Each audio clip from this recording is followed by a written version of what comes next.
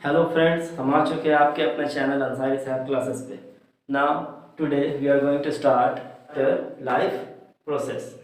अभी हम लोगों ने प्लान किया है कि पूरा जो बहुत कम टाइम बच रहा है 2022-23 के लिए, जो आपका जितना भी कोर्स होने वाला है साइंस एक्चुअल हम लोग शुरू करेंगे। ठीक है, तो साइंस में रिवीजन टाइप का बहुत कम टाइम बच रहा है, तो रिवीजन शुरू करेंगे हम। ठीक है, चलो।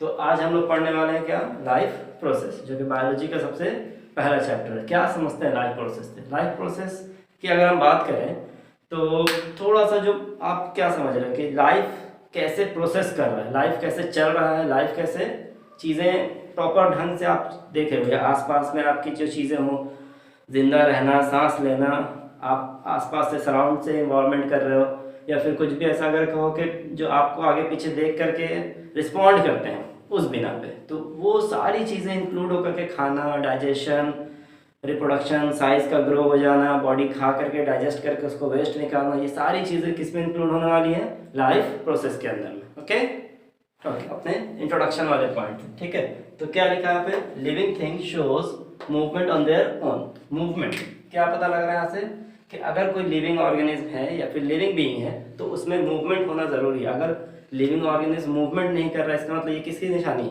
इंसान मर चुका है। ठीक है, तो उसमें मूवमेंट होना जरूरी है ना। The second point is living things needs air, water and food to be live and to get energy.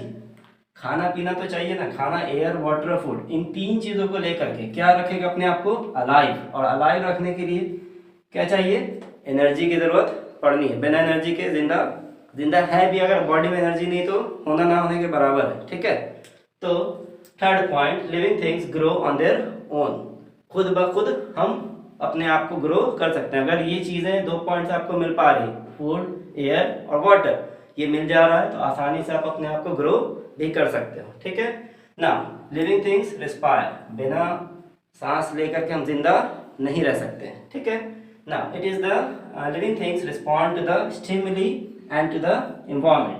Respond to the stimuli, respond का मतलब कि आप किसी के प्रति रिस्पॉन्ड करो, कोई एक्शन अगर हो रहा है सामने से तो क्या कर सकते हो, उसको रिस्पॉन्ड आप कर पा रहे हो प्रॉपर वे में, तो आप उसको क्या कहते हो कि ये इंट्रोडक्शन करना, रिस्पॉन्ड करना किसी एक्ट के ऊपर एनवायरनमेंट के तहत। जैसे आप चल रहे हो रोड के ऊपर, अब आपके अगल बगल से कोई कुछ झटका लग रहा है, ठीक है, तो झटका लगेगा तो आप उसको प्रॉपर रिस्पॉन्ड करोगे। ठीक है, तो ये क्या बता रहा है कि आप में लाइफ प्रोसेस वाली फीलिंग्स है।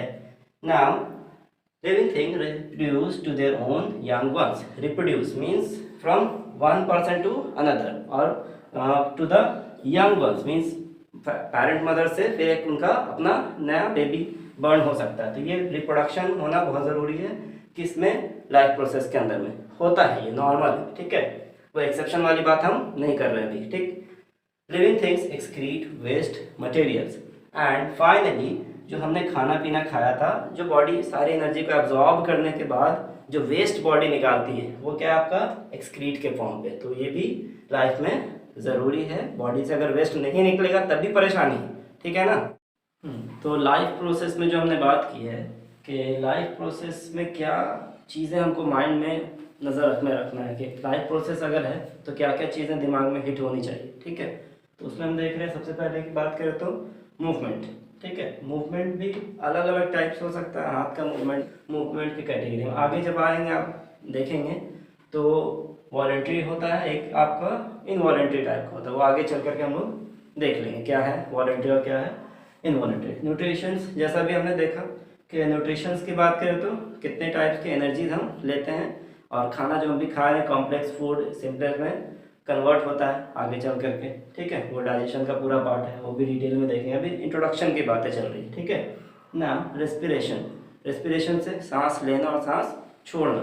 ठीक है, सिर्फ इतना ही कह देना काफ़ी नहीं है, इसमें बहुत सारे डिटेल्ड पॉइंट्स आने वाले हैं कि रेस्पिरेशन क्या है, कि सांस लेने से अंदर में क्या चीज़ें चलने वाली हैं और सांस छोड़ने से अंदर में क्या चीज़ें, डाइजेशन वाला पूरा प्रोसेस होने वाला है। ओके ना। द ट्रांसपोर्टेशन, जो सांस लिया, रेस्पिरेशन जो होगा वो ट्रांसपोर्ट करेगा बॉडी के अंदर में, वो जाएगा पूरे सेल तक पहुंचेगा, एक एक सेल से इंटरेक्शन करेगा, ऑक्सीजन का एब्जॉर्प्शन होगा, फिर कार्बन डाइऑक्साइड वो सेल रिलीज करेगा, वो पार्ट उसमें होने वाला है।